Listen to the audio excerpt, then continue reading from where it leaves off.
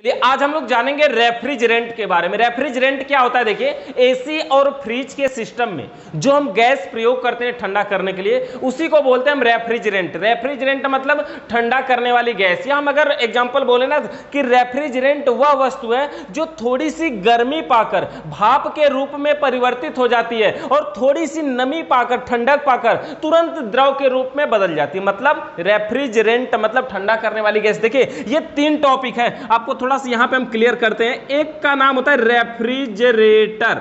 Refrigerator ये अलग word होता है, आपने सुना होगा कहीं पे जब फ्रिज नई खरीद के जाती होगी ना, कहीं कवर पे उसके खोखा वगैरह पे देखे होंगे, बाहर खोखा का मतलब समझ रहे ना, जो बाहर से जो कवर लगता है, तो उस पे देखेंगे लिखा रहेगा रेफ्रिजरेटर। तो रेफ्रिजरेटर का मतलब क्या होता है कि इसके अंदर ठंडा करने वाली मशीन है, मतलब फ्रिज।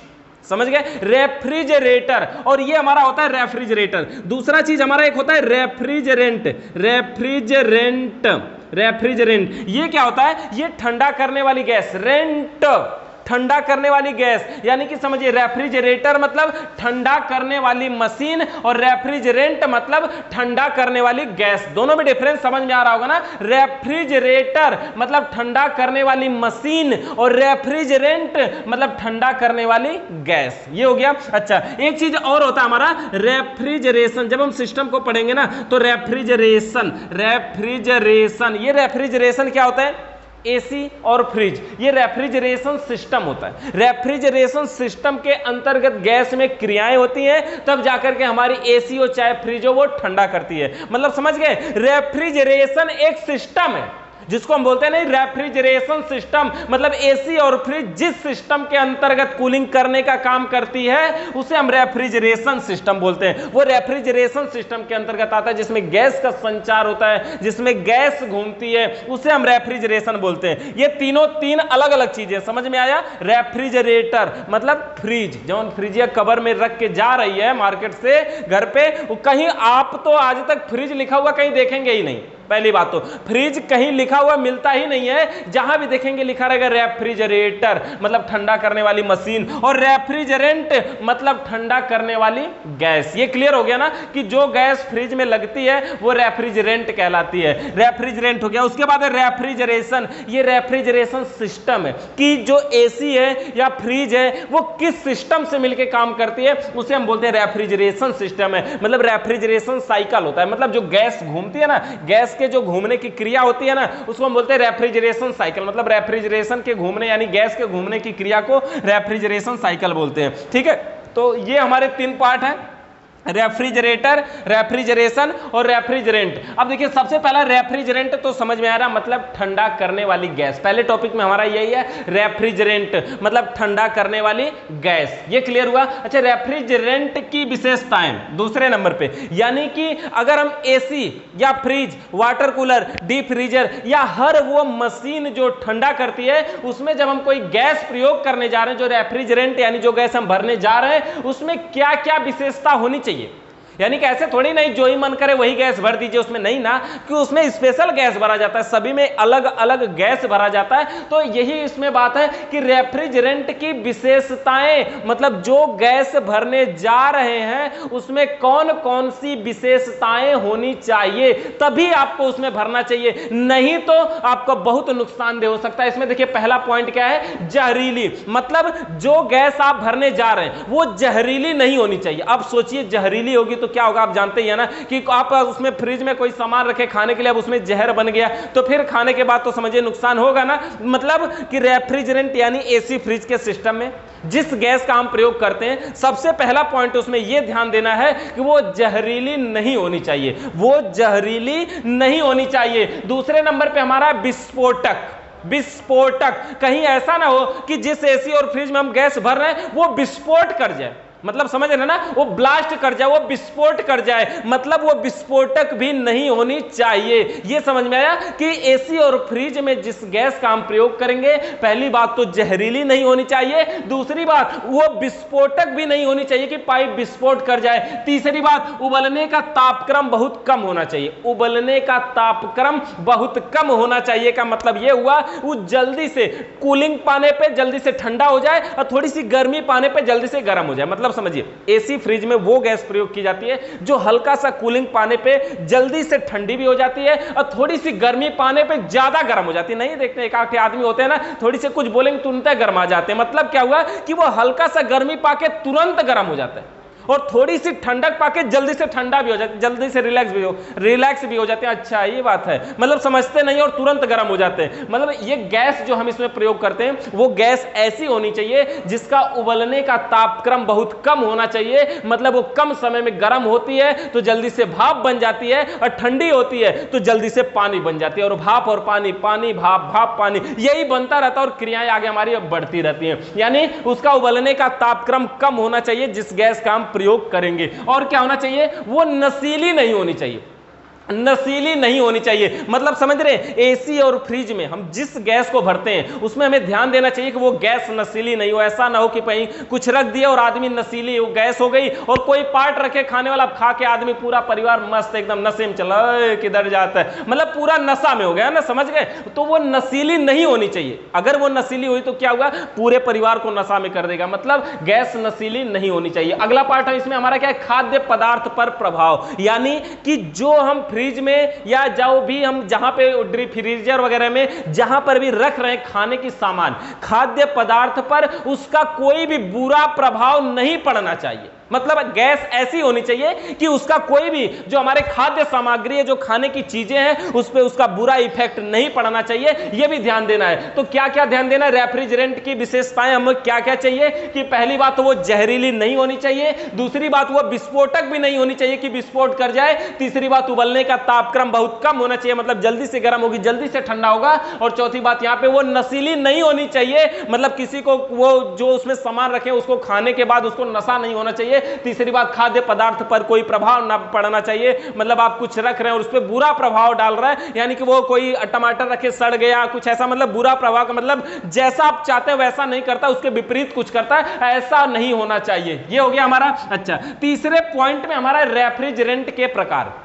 अब देखिए ये जो रेफ्रिजरेंट मतलब गैस के प्रकार, मतलब गैस के प्रकार, तो जो रेफ्रिजरेंट के प्रकार की बात है ना, ये बहुत सारे प्रकार के होते हैं, बहुत सारे प्रकार के होते हैं, लेकिन कुछ स्पेशल हमने यहाँ पे 4-5-6 लिखा हुआ है। इसके अलावा भी और भी हम गैसों का यूज करते हैं, ऐसा नहीं कि नहीं इसके अलावा हम गैसों को नहीं बताएंगे। आगे हम लोग जैसा जैसा टॉपिक आएगा, जैसे देखिए अभी हमने आपको बताया ना तो हमारी फ्रिज चल रही है और ना एसी चल रही है, ना वाटर कूलर, ना डीप फ्रीजर। हम जो पढ़ रहे हैं अभी ये बेसिक पढ़ रहे हैं कि रेफ्रिजरेंट होता क्या है, जो एसी में भी होगा, फ्रिज में भी होगा, वाटर कूलर में भी होगा, डीप फ्रीजर में भी होगा, मतलब हर वो मशीन जो ठंडा करेगी सब में ये रेफ्रिजरेंट मतलब गैस प्रयोग किया जाएगा। बिना गैस के कोई मशीन ठंडा नहीं करती है, ठीक है। तो यहां पे रेफ्रिजरेंट के प्रकारों की बात करें, हमने कुछ प्रकारों को जो स्पेशल है, जो महत्वपूर्ण है, उनके बारे में थोड़ा सा नाम उसका लिखा है। देखिए पहले पॉइंट पे लिखा है सल्फर डाइऑक्साइड, सल्फर डाइऑक्साइड जिसका रासायनिक सूत्र होता है SO2। ये इसका रासायनिक सूत्र है। सल्फर डाइऑक्साइड को शॉर्टकट में लिखना होता है, नहीं पहले लिखते SO2, कार्बन डाई का CO2 है ना,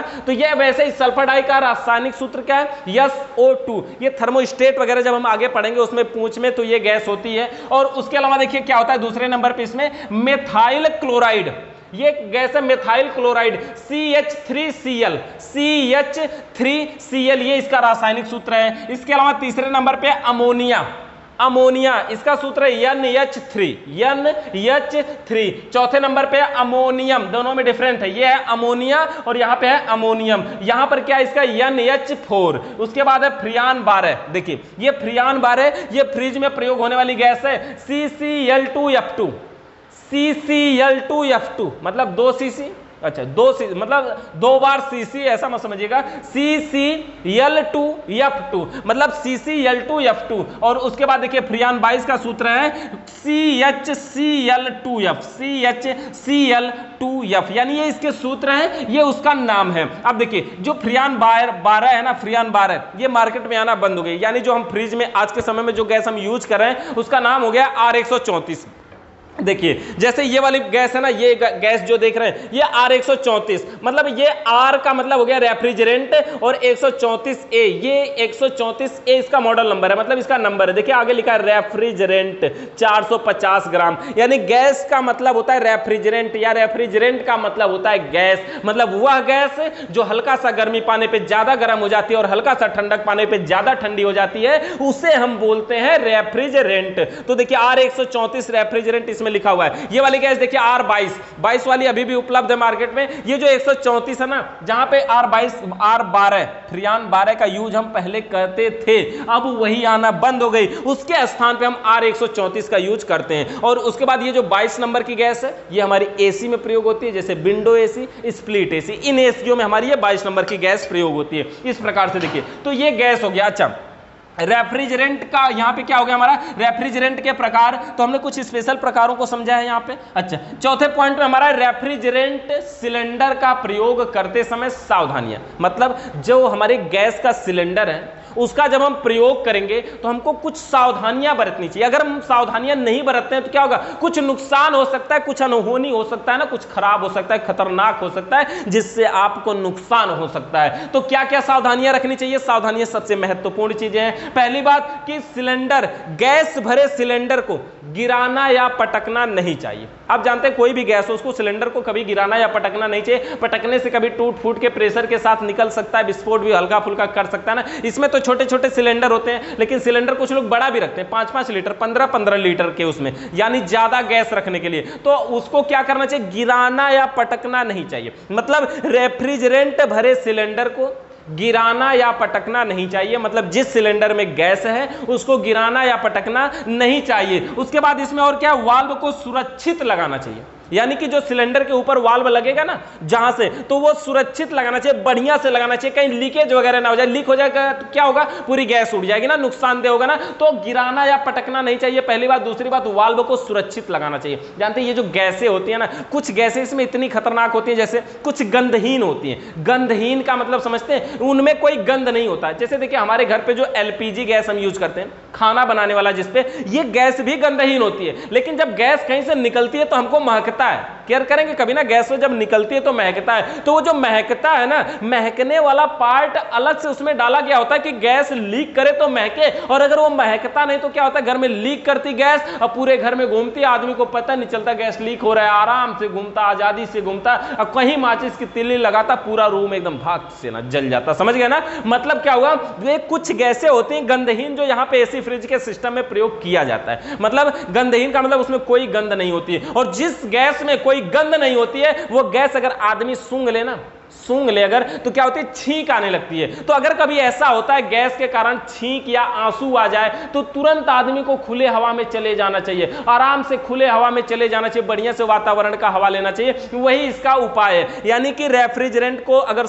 कभी भी, सबसे पहली बात तो आपको यह बताएं, किसी भी गैस को बिना जाने बिना समझे किसी भी गैस को सूंघना नहीं चाहिए। किसी भी रेफ्रिजरेंट को, किसी भी गैस को बिना जाने कभी भी सूंघना नहीं चाहिए। यह बहुत बड़ा खतरनाक हो सकता है, बहुत बड़ा नुकसान हो सकता है। पता नहीं उसके अंदर कौन सी गैस। आप तो जानते हैं ना कि गैस तो एक से एक होती है, हंसाने वाली गैस तो, रुलाने वाली गैस तो, बहुत सारी गैसें होती हैं। तो किसी भी गैस को कभी भी बिना जाने सूंघना नहीं चाहिए। ठीक है। अच्छा, यहां पे क्या हो गया हमारा, गिराना या पटकना नहीं चाहिए, वाल्व को सुरक्षित लगाना चाहिए ताकि कहीं से ढीला ना रह जाए, गैस अधिक नहीं भरना चाहिए। यानी कि जो हमारा सिलेंडर वाला बॉटल है ना, अब 2 लीटर का बॉटल ले लिया, उसमें 2.5 लीटर भरने की कोशिश कर रहे हैं, तो क्या होगा, अब उसमें ज्यादा प्रेशर बढ़ेगा, दबाव बढ़ेगा तो फट सकता है। तो क्या करना चाहिए कि वाल्व को चेकिंग, मतलब गैस अधिक नहीं भरना चाहिए, मतलब उसमें गैस ज्यादा नहीं भरना चाहिए, जितना का है वो उतना ही भरिए, उससे थोड़ा कम ही भरिए। कि किसी भी सिलेंडर में, रेफ्रिजरेंट सिलेंडर में गैस को अधिक नहीं भरना चाहिए। उसके बाद वाल्व की चेकिंग, यानी कि जब भी कहीं गैस चार्ज करने जाए, आपका गैस उसमें भर लिया ना,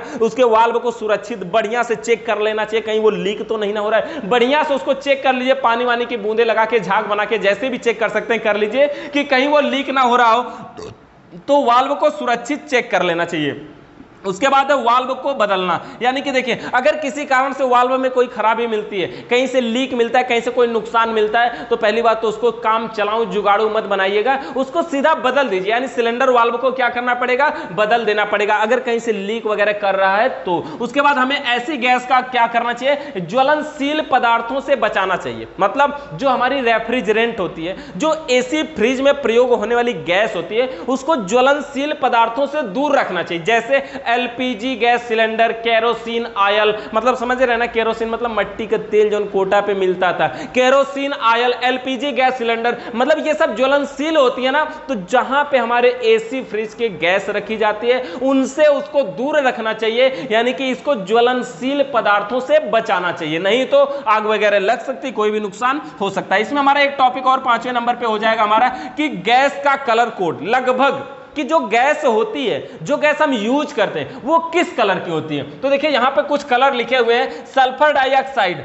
जिसका सूत्र है SO2, इसका जो कलर होता है काला कलर में, घुंघराला कलर, जानते हैं ना, बलौजन भूअर भूअर हो जाता है, काले कलर में घुंघराले कलर का होता है, तो ये होता है हमारा SO2 मतलब सल्फर डाइऑक्साइड। उसके बाद दूसरे नंबर पे हमारा मेथाइल क्लोराइड यानी CH3Cl, CH3Cl, इसका जो कलर कोड होगा वो नारंगी कलर का होगा, यानी गैस जब लीक करवाएंगे ना तो देखेंगे ये नारंगी कलर में निकलता है। उसके बाद ये है अमोनिया, अमोनिया NH3, ये हल्का नीला कलर का होता है, अमोनिया हल्का नीला कलर का होता है, और ये जो अमोनियम होता है ये भी उसी कलर का होता है, हल्का नीला ही होता है। उसके बाद देखिए फ्रियान 12 जो R134 बन के अब आ रही है, ये जो फ्रियान 12 इसका कलर कैसा होता है, सफेद कलर का होता है। आप इस कलर को ध्यान रखिएगा, जब हम फ्रिज में गैस चार्ज करेंगे ना आपको हम दिखाएंगे कि देखिए ये सफेद कलर की गैस है और इसमें से निकल के जा रही है, देखने से हमें पता चल रहा है कि हाँ ये सफेद कलर की गैस निकल के जा रही है। यानी फ्रियान 12 में कौन सी गैस होती है, ये सफेद कलर की होती है, CH3Cl2F2। उसके बाद है देखिए 6वें नंबर पे फ्रियान 22 मतलब CHCl2F, और ये जो कलर होता है इसका ये हरे कलर का लगभग होता है। तो इस प्रकार से हमारे रेफ्रिजरेंट के बारे में कुछ बेसिक सी चीजें,